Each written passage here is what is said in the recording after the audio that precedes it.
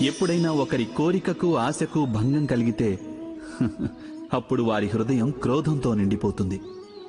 తన నిరాశకు బాధకు కారణమైన ఆ వ్యక్తిని తాను దండించే ప్రయత్నం చేస్తాడు. మరైతే ఇలా మన కోరికకు ఆశకు భంగం కలగడం అన్నది సదా ఇంకొకరి అపరాధమే అవుతుందా? కోరికలు సఫలం కాకపోవటానికి కారణాలు అనేకం ఉంటాయి. కొన్ని కోరికలు అనుకోని విధంగా సఫలం కాకుంటే ఇక కొన్నిటికి విధి కారణం కావచ్చు. అయినా అప్పుడప్పుడు కోరికల స్వరూపమే ఎలా ఉంటుందంటే అవి సఫలం కాలేనివై ఉంటాయి. మరి పరిస్థితుల్ని విచారించకుండా ఇంకొకరిని అపరాధిని తప్పు పట్టడం న్యాయం కాదు, ప్రతీకారమవుతుంది. న్యాయానికి ఆధారమైనది దయ, కరుణ. అలాగే ప్రతీకారానికి ఆధారం క్రోధం, అహంకారం.